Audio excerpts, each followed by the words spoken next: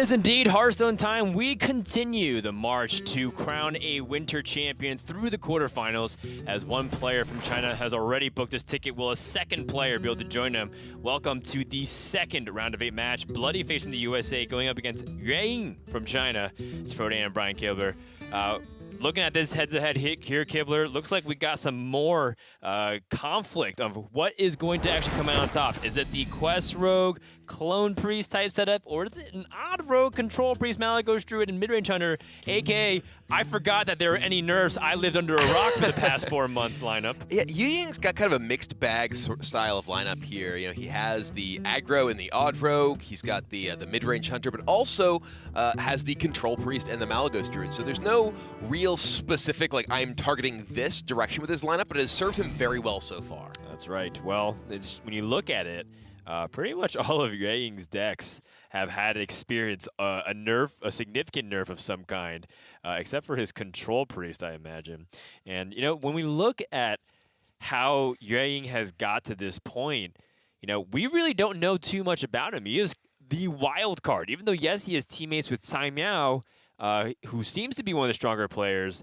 We don't really know too much about HCT's past, so this could be, you know, the equivalent of what Samuel Tao and Blood Trail have been doing in the past over on the east side, but we haven't seen China really make those rookie runs. Anybody that's really been getting through China in the past has always been like this historic legacy player like Jason Zone and Omega Zero. Yeah, and we've seen that shift really in the past year or so. We've seen a lot of the storied old guard from China kind of stop showing up at these championships, stop making it through to the championship, which has made the way for these new players. And so far, you know, Jing just made his way to the World Championship in the last match, and HCT hoping to join him here.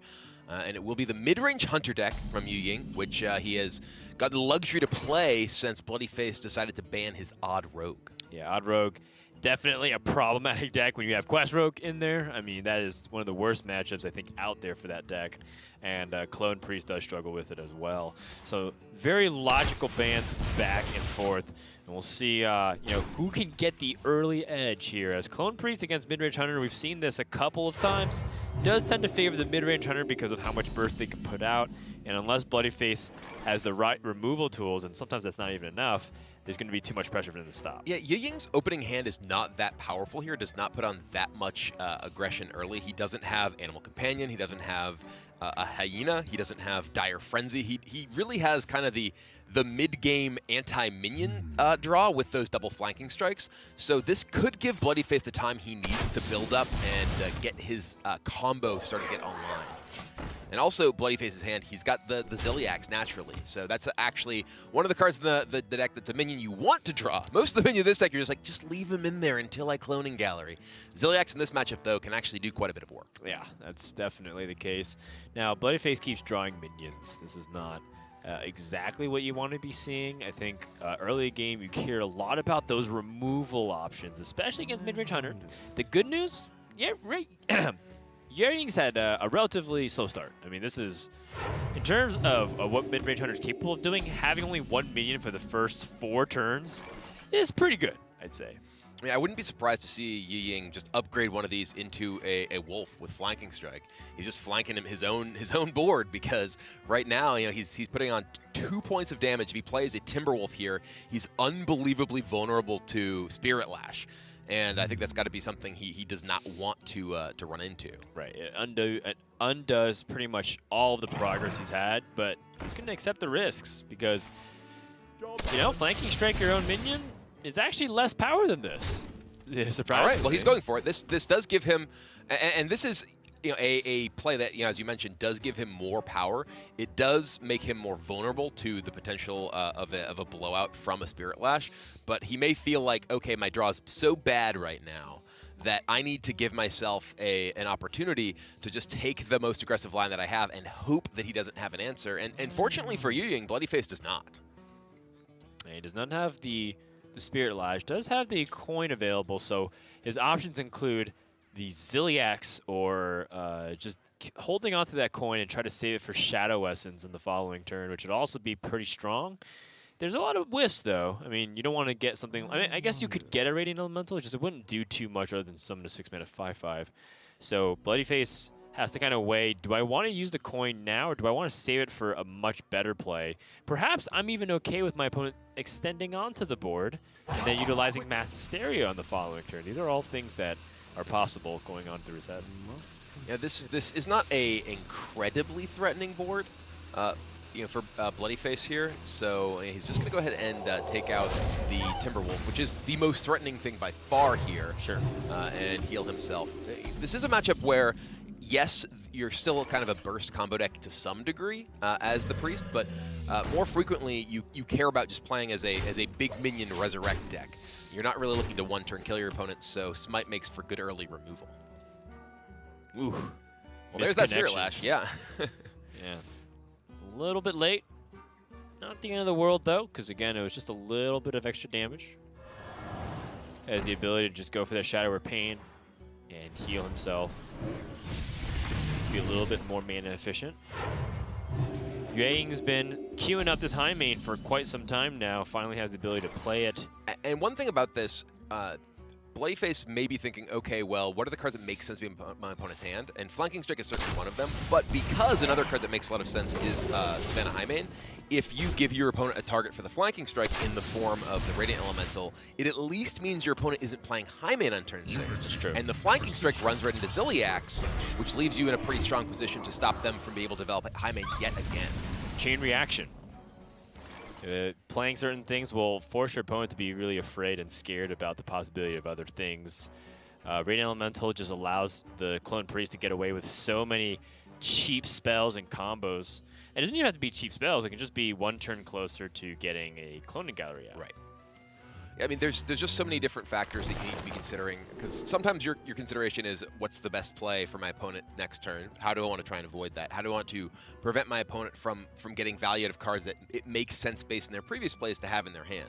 So there's, on column A, I don't want to play a target for Flanking Strike. Column B, though, I'm stopping my opponent from playing Highmane, and Bloodyface decides to favor that he wants to slow down Yueying's aggression, and that makes absolute sense given the matchup.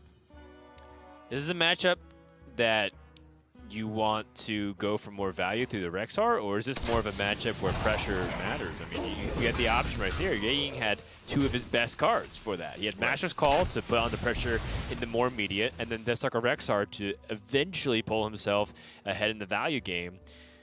I'm kind of on the fence there. He's already getting Bloodyface close to the halfway point, and he has 2 kill commands in hand.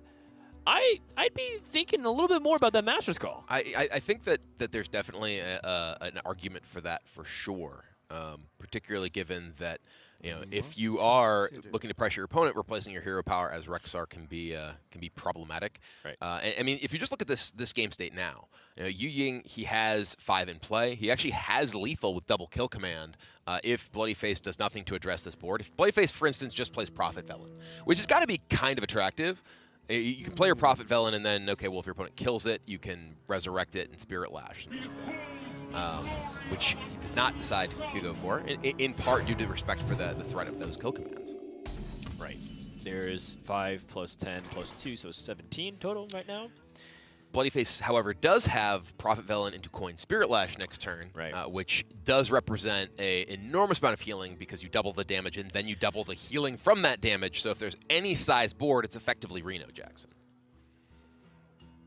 I do want to point out that this is partially why a lot of the more modern versions of the mid-range hunter lists would prefer 2 Tundra Rhinos.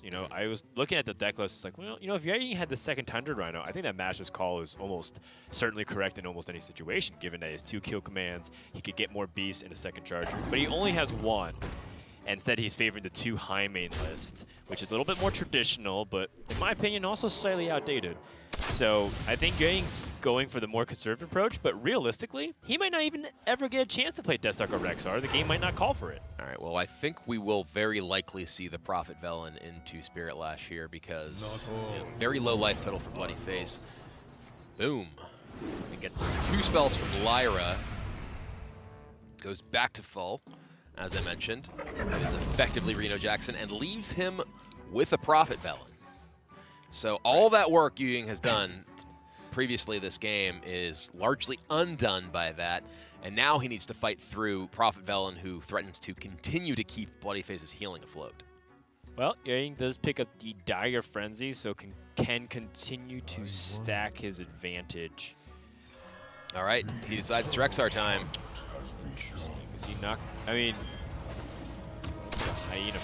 See, the thing is, if you play the Hyena now, you get less damage to trade in, I guess. So I suppose he always wanted to go for these beasts.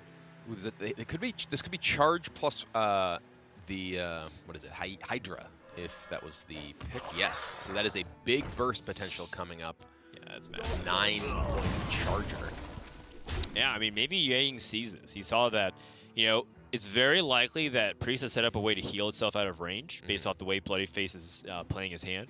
So instead of trying to all in for burst, I'm going to try to gather slowly the resources necessary to make big pushes in the late game.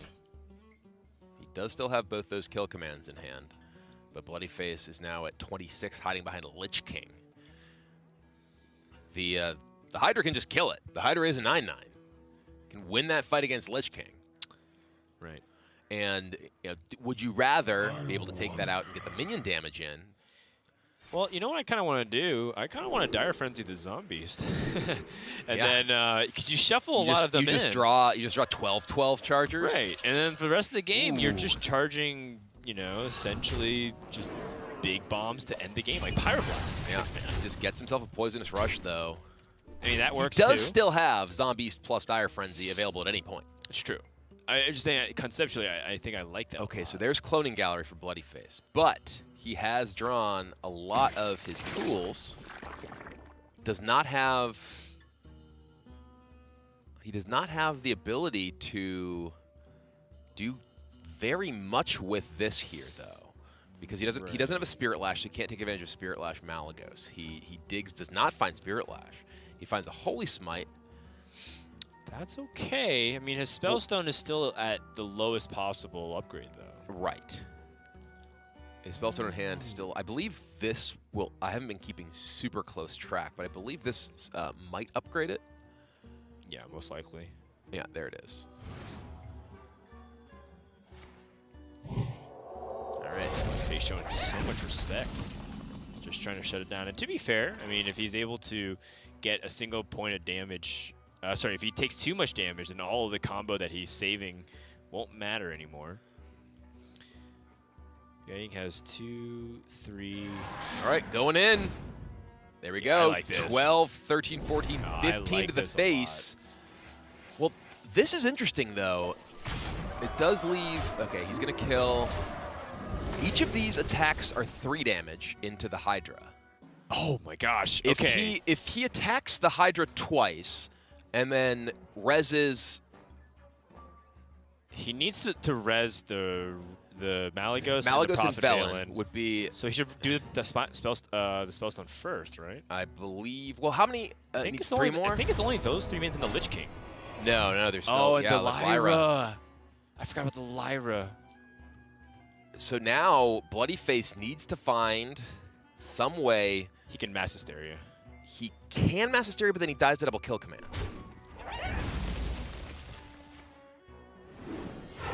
Oh, he found death. Oh wow! But he's dead if he doesn't heal himself. He dies to double kill command unless he uses this to heal himself with the Prophet Velen, and he does. Yes. So very heads-up recognition from Bloodyface. He does not get the lethal combination, but he does find a way to stay alive thanks to the Gargoyles plus the Lyra. 13 is now the life total for Bloodyface. Hiding behind Lich King once again. 10 damage from those kill commands.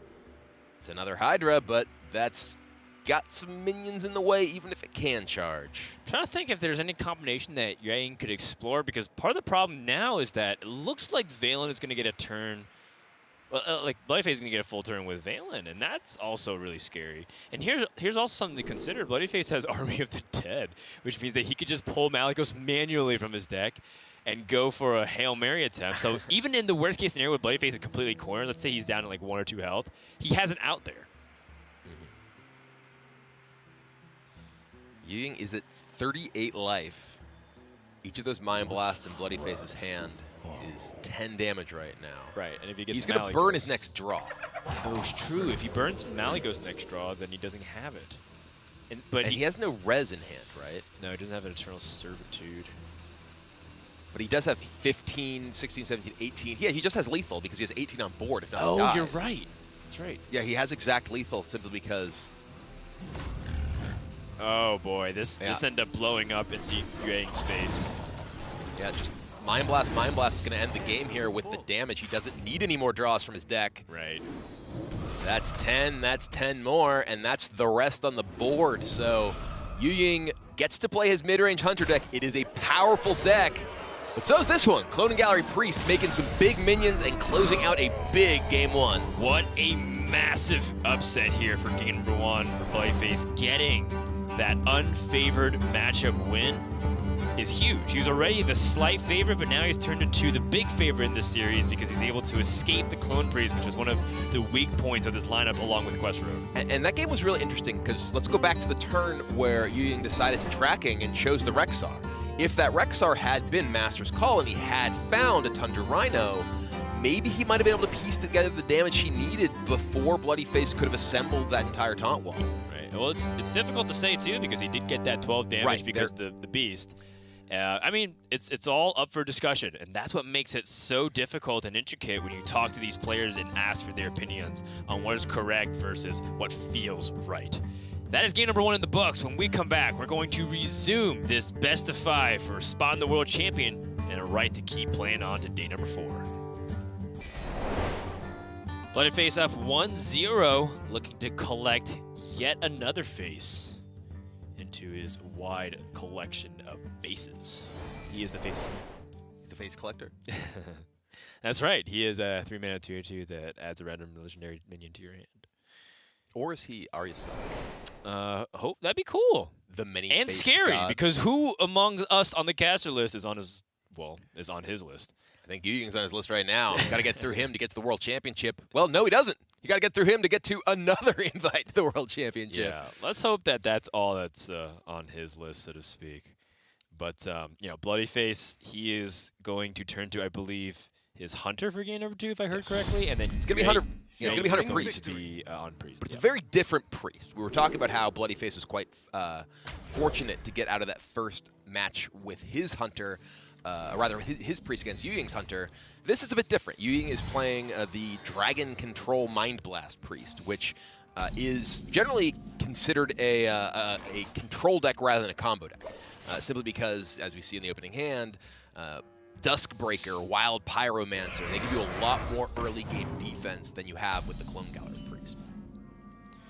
Yeah, I think the Control Priest has, you know, a little bit of trouble dealing with all of the assortment of minions these days. I mean, before, you know, like you said, Spellstone used to be the thing to worry about. And that was like the reason to play Control Priest. Now, why would you play Control Priest over some of the other stuff? And that's kind of something that I've been asking myself recently, and I think it's because dragons are pretty cool. Would you agree or disagree, Brian? Ooh, tough call. Tough call. No, dragons are sweet.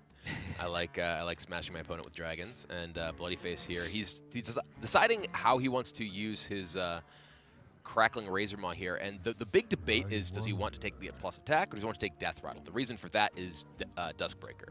Because if he takes plus attack, he gets 3 damage in now, but coin Duskbreaker means he has nothing. So the big risk really is that he, if your opponent doesn't have Duskbreaker, he gets more damage in now. But if your opponent does, you may not be able to actually get that damage back. And he does decide to take the insects, which could pay off here. Yeah, I like it.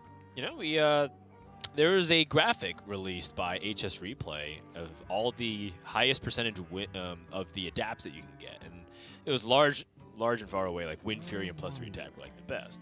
And so a lot of people might look at that and just think, well, you should always just pick +3 attack when given because you're maxing your win rate, but you have to understand the context of what matchup you're playing against, and more importantly, you know, against a deck like Control Priest that tries to decisively swing the board with things like Duskbreaker and Psychic Scream, how can you avoid that? Which happens to be exactly what Yueying's holding.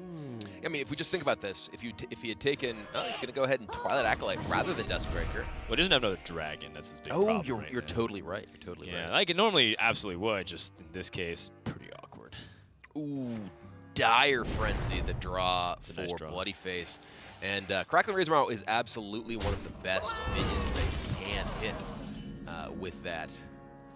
Still no second dragon. HCT is just policing it up right here. Where are my dragons? This is just an entire Game of Thrones Feel cast. your pain, man. I mean, you know, I think it's appropriate. We've got Daenerys versus Arya right here, and we may see that soon on the final season of Game of Thrones. That's right. And I feel like they should just have me do those promo things. Later, you'll see the North Wall Priest, played by Definition. It's true. All right, right. well, now this second Twilight Acolyte will set up a potential Cabal Shadow Priest. Has to be something that Bloodyface is concerned with. That second Dire Frenzy. Yeah, I feel like I've seen this episode before. Yeah. 2 Crackling Razor Maws, a Twilight It's a Acolyte. rerun. Last time on Game of Thrones. Well, I mean, this time it might be different. Like, you don't have to necessarily just go for True. the Dire Frenzy. You have the baited arrow as a possibility right now. Yeah, and I think that's what he wants. And Baited Arrow does set up a 5/5, which will give him stability against a potential Duskbreaker, which is now online. But thanks to the 5/5 in the way, or rather on the opposing side, that will not actually end up clearing the board. Yeah, the damage has been done. Duskbreaker being a little late. Now Bloodyface has all the initiative because he can flanking strike and push again. And when he sees that Duskbreaker took this long to play, it does heavily indicate that he didn't have a dragon in hand until then. So what are some of the things that he could possibly eliminate? Much less likely than the second Duskbreaker. Right. Because you'd have to draw an exactly Duskbreaker. Assuming that you think your opponent would not have played Duskbreaker in the previous turns, Right. If they had it. I mean, there's not even that many dragons in the deck. There's the Twilight Drakes, there's 1 Crowd Roaster, 1 Primordial Drake, and Alex Straza, and of course, Duskbreaker itself. So, some of those cards can line up awkwardly if you're being a little bit greedier, like trying not to have as many dragons, and instead squeeze in more utility. People are... Yeah, people have always been debating about like the last few cards of Dragon Breeze, and Crowd Roaster is a cool, newer card, but you do have to make room in other capacities sometimes for those. Yeah, usually like 8 or 9 dragons, and he has 7. Is it? It looks like that. Yeah. 7. There's no excuse in the Khaleesi cry then. You are offended. Where are my dragons? Well, you didn't think we were good enough, huh? The dragons are in his collection, safe and sound. Where no one can hurt them ever again. Ah, feels good. Does not feel good for HCT is how he may have to play this turn. He has Holy Fire, which can take out the Dino, but still leave a 3/3 on the board. He could just coin out a Psychic Scream, take care of both of them, but does leave himself relatively low still. He's not going to die if he Holy Fires here. Right. So I think that's most likely going to be the play, yeah. I like getting it out of the hand, very clunky. Whenever you get to use that for removal, unfortunately for him, it's removal that went on a minion that was already damaged. It feels at least reasonable. All right, well, Bloodyface, I can see a couple plays here. I kind of like the pressure play, which is Dire Frenzy, and Master's Call, I guess he does this so he can draw either the 6/6 or the Crackling Razor Maw. Yeah, your Master's Call has become really powerful after Dire Frenzy. Ooh, he did not get any of his Dire Frenzy minions here. But he did get Spring Paw, Scavenging Hyena, and Tundra Rhino, which he could squeeze in. Not everything, but he still gets some charge pressure. And he still has Kill Command, so this is still looking really good for Bloodyface right now. And he still has a 6/6 in play that you has to deal with. And without a Crowd Roaster, without Anduin, his only real response here is a Psychic Scream, which it does nothing to advance his own board and leaves him without even the ability to heal. Yeah. You know what Psycho Scream is in this spot? Do you remember an old Druid card called Recycle? Used to target a minion. It was a 6-mana rare spell that said shuffle an enemy minion into their deck. Yeah. And everyone's like, wow, this card's terrible. But for 1 more mana, you can do it to every minion on the board. That's kind of what Psycho Scream is at this point. That hatchet's actually pretty good draw for Bloodyface, too, because it represents damage immediately. I could easily see Bloodyface playing, say, Hyena, Hatchet, Dire Mole, just get you. Sets up a hyena that if it is not dealt with, if your opponent plays a minion, it's just going to get some damage in. You still have your spring paws to go with it. Yeah, this is looking lights out. HCT does have some heal in the deck. He's got Divine Hymn and Alex Strasza, but, you know, doesn't have a lot of the good stuff. But if he's with that extra 1/1 presence, just to see if he can squeeze out a little bit more damage. And now with that second Pyromancer, it's not looking too good. There is the opportunity to potentially Cabal the Spring Paw and kill the. Actually, you don't need to Cabal the Spring Paw. You can just Cabal the Hyena Pyromancer coin, but that's not leaving you in a great position either. You're in a weird spot if you do just want to use Pyromancer because the Hyena will grow if you kill the Spring Paw while it's on your opponent's side of the board. I think it might look like HCT, if he wants to clear the board, has to go for Psychic Scream. Otherwise, be okay with your opponent sticking a minion onto the board, and then just stealing the Scavenging Hyena like you're talking about. You are dead to a kill command if you're just dead to kill command period if you don't heal. So he may even need to Psychic Scream coin heal in order to not die to just a kill command in hand. Any beast plus kill command would be lethal if he doesn't do this. Yeah, and that's what he's going for. He's saying, okay, I haven't seen a kill command yet. Don't want to die to one right now.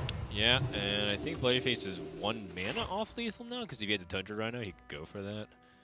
Oh, is that a buffed? It must be. I think that's lethal, right? Yeah. Oh, yes. Yeah, Tundra Rhino plus the buffed Crackling Razor Maw. That is, yep, there's extra damage, and that is gonna do it. He didn't need the extra damage, I believe, because of the hero power plus weapon he already had set up. But speaking of set up, Bloodyface is set up to make a return appearance to a championship top 4 with 1 more game win. Yeah, HCT is crushed, to say the least. His last deck that remains is Quest Rogue, and he has 3 tries to get over the hump. It's going to be a little tricky over some decks like the Hunter, but with Malygos Druid and with the Control Priest available, those are 2 decks that Quest Rogue will feast upon. Yeah. Yeah, the Quest Rogue... Oh, sorry, I apologize. It's Even Paladin that's available. You're right, yeah, the Quest Rogue was in fact banned. So Even Paladin is a deck we have seen struggle over the course of this event. Tonsoko, I believe, lost 6 straight games with Even Paladin when he made his exit. So it could be a little bit of a tougher road than if he did have that Quest Rogue at his disposal. All right, well, we will take a break, and when we come back, we'll find out if that Even Paladin from Bloodyface will be able to finish that 3-0. We'll be right back. Bloodyface up 2-0, 1 game away from yet another top 4 finish. And let me remind you, by the way, just a few months ago, right here in the Blizzard Arena, Bloodyface got 2nd at the Fall Championships and guaranteed a spot there. And I mean, there's only one way to improve from that point, which is to actually win the seasonal championship. And he told me that's what he was gunning for. He's not looking here to just, collect the money. He's not here necessarily just to try to get a world champ spot and help out some of his friends. He wants to win it all. Yeah, I do think that the attitudes we heard from Bloodyface as well as Viper and Bunny Hopper in our chance to sit down and interview them was that they didn't care that they were qualified for Worlds. I mean, obviously that was their goal originally, but they just want to win. Every time they go to a tournament, they want to win. And Bloodyface here, he is on the cusp of winning this match and having another shot, at that potential finals and perhaps championship appearance. Yeah, and I think my favorite story too, of course, of Bloodyface is that a lot of people have been kind of busy being distracted because it's the Hearthstone offseason for a lot of players. They've been picking up other games and whatnot. And Bloodyface, he's just been grinding Hearthstone. He's like, you know what? I need more ways to compete. So he entered the Wild Open and tried to pursue that. And he's like, you know what? I know myself. I have an addictive personality. I am not going to even touch any of those custom mod games. And I think it's very respectable that he stayed so focused because he said he quit his job. He quit his full-time job to pursue full-time Hearthstone. That doesn't mean straying from the path in his mind. Yeah, he said he thinks his biggest edge is that he doesn't play those other games. That right. He does still play Hearthstone well, while others are exploring other games. But this game for Bloodyface here, is this kind of interesting from you, the turn 1 Timberwolf into the Even Paladin hero power? I'm a little bit surprised to see this, because we have seen this as a turn 1 play, on a lot of occasions from players who are up against, say, Clone Gallery Priest or similar sorts of things. But that is guaranteed to face a 1/1 off of the hero power. And does HCT value his Timberwolf so low that he just wants to make this trade? Yeah, what the heck, man? Protect your doggies. Or maybe he feels so threatened by the even pound that he wanted to challenge the 1/1, which, again, I'm not sure if that's necessarily the case. I mean, there is the argument that, you don't want to let your opponent get a 1/1 down and then Archon Protector it and then potentially have Kings and you have no way to deal with it. But one of your best ways, if you do fall behind that kind of capacity to come back, is Timberwolf plus Unleash the Hounds or Spring Paw. Right. And now having used his Timberwolf to just trade with that 1/1, leaves him in a position where, now he's behind and does not have that comeback mechanism. Yeah, and also more importantly, because he had no guaranteed 2-mana card play, he also gave up one of his biggest advantages in this game, which is going first and having the initiative. Now Bloodyface gets to react to the minions that are played, and he has to be proactive. Granted, he would still be behind, just having, if he didn't play that turn 1. If he just hero powers, doesn't do anything turn 1, hero powers turn 2. But he has Master's Call in hand, so he could play Master's Call to try and piece together the Timberwolf plus Spring Paw and have an answer, for instance, to this Amani Berserker, rather than now sort of being just really behind. Yeah, I mean, this is also for anybody who might be still newer to Hearthstone and trying to learn how to properly mulligan of what cards you want. That's also why a lot of people don't even keep Timberwolf. You might think it's a low-cost card, why not keep it? Unless you specifically have interactions which you need to have, which is like Spring Paw and Timberwolf to answer a lot of 2-health minions early on, not going to be something you need for a while. In fact, it gets better late game. It does, which is why it's so surprising to me that HCT decided to deploy it right away. And now Bloodyface has Corpse Taker. HCT has nothing good. He's got Dire Frenzy. That's about it. He does, but Dire Frenzy on this leaves him with a minion that dies to the Amani Berserker and does not even kill the Corpse Taker. All right, well, there's Spring Paw. He got one off of that, and that means that Corpse Taker. Ooh, interesting. Okay, Glass Knight and Consecration. Lots of ways that Bloodyface can deal with this. Yeah, just gonna go ahead and clear this off. Get 8 damage in, still have this Glass Knight, and HCT is in a load of trouble. Yeah, he picked up the Scavenging Hyena, so that does give HCT some way to fight back a little bit, but here's the problem. Like you said, that Glass Knight is kind of the next level of threat, because we know, and Bloodyface knows, that this Corpse Taker is going to die because the Spring Paw put a Lynx in the hand. It's all about the follow-up. Okay, Divine Shield is pretty good here, at least. Yes. At least it looks good for HCT, but there's Consecration in Bloodyface's hand. He attacks into... actually, no. It still works. Cast the Consecration, Divine Shield from Glass Knight kills the Scavenging Hyena, and you still get 5 more to the face from this Amani Berserker. Yeah. I mean, stuff like this is why even Paladin even has the edge on mid-range hunters, because you had that guaranteed early curve, which was surprising for me, Kibler, when I looked at the ban, because I thought Quest Rogue or Hunter would get banned from Bloodyface. Instead, it was the... the even Warlock or the mid-range hunter get banned. Instead, Quest Rogue was the one that got banned instead. And HCT is now paying the ultimate price for it, because this is looking really bad so far. Yeah, I mean, he's now down to 15. There's Avenging Wrath in Bloodyface's hand. Well, that Timberwolf draw actually ends up being his saving grace. It does. It lets him take down both of these larger minions. There you go. See, now you see the combo potential of the Timberwolf. But still, the initiative belongs to Bloodyface. Yep. Now, granted, Bloodyface doesn't actually have that good of a play right now. It's true. I mean, there is the possibility to just trade here with his minion in play. He does have True Silver he could set up. Keep the minion in play. True Silver seems like it'd be a good play the fall. Well, actually, hold on. Can we set up like a 2-turn lethal with the fact that a True Silver champion has 8 damage and Avenging Wrath, which also has 8 damage? Your opponent's very likely going to play something next turn. That's true. But, I mean, you can True Silver the face, trade your minion, play Ooze, which does give you 7 on board, and your opponent is at 11. So 11. You would, if your opponent plays one thing, you are statistically likely to kill them with Avenging Wrath. Actually, I think you might. Yeah, actually, no, you're completely right, because then you can About a attack the 50-50. minion, and then Avenging Wrath won't trigger the death battle until after all the shots are fired. You're talking about specifically if he plays a high. Yes, he plays a high main in that position. So it'll count as a 2-line situation. Oh, but you're saying if you attack the high main, with the weapon. Yes. He's just gonna go ahead and play wide to the board though. No reason to really just push for lethal here when he can gain control.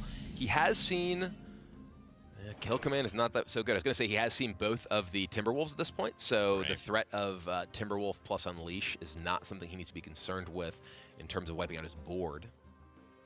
Tracking for you. He really wants Rexar. Master's Call is probably his next best option, trying to find another Spring Paw, perhaps Spring Paw plus a Hyena. Yeah, but he can't play all of that because he only has 6 mana remaining. He has to play true. both of the rush minions, and then Hyena has to sit on the bench. And Kill Command and High Main number 2 are just redundancies to his hand already. If he wanted those cards, he would have played it already. So if Master's Call is what he can get, he might actually have to go for Master's Call with a Spring Paw and either a Cracking Razor Maw or just hope for the best of the situation. He does take the Master's Call and goes for it. Gives him Dire Mole, Hyena. Oh, this is not enough, Not even Spring Kibler. Paw. We see Ewing shake his head. Kill command to the Ooze. And that's the second kill command gone, too. So no more burst potential. And, I mean, he has even a hard time answering reasonable-sized minions, like the Spellbreaker. Like, how does he even counter that? Right. And if I'm Bloodyface, I'm starting to itch a little bit to start going a little aggressive here. He can use his Avenging Wrath now and Hero Power. Send 10 to the face. He's gonna go for it. Gonna send that damage in. 10 to the face with the True Silver in hand. 3 minions on the board. Your opponent could not clear your 3 minions last turn. You still have 3 more. Only 1 needs to connect for that True Silver to be lethal. Yes. And only 1 more turn stands in the way of Bloodyface in another top 4. And HCT picks up Flanking Strike. That's not going to do enough. He needs to use Clacking Razor Maw to taunt. That's his best chance to survive. Yeah, but there's even a Spellbreaker in the hand for Bloodyface. Even taunt, it comes down, but it's not going to be enough. It is all over for HCT, and it's only continuing for Bloodyface as he pushes through lethal and sends himself to another championship top 4 back-to-back. The day of China will have to be put on hold as Bloodyface once again advances to the semi-finals of a seasonal championship. What a year from our USA player, as Bloodyface is going to go into the top bracket of the semifinals and await the winner of Definition versus Roger.